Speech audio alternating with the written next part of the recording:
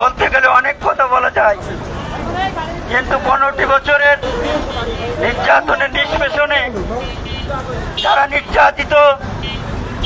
আজ তারা তাদের বাক শক্তি, অনেকটা বলার শক্তি, বলার ভাষা হারিয়ে ফেলেছে।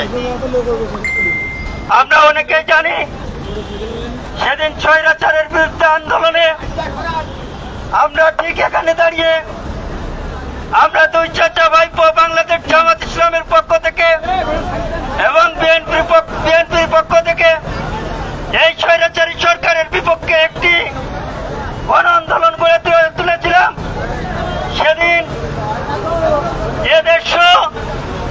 আন্তর্জাতিক বিশ্ব বরণ্য আলেম উলামা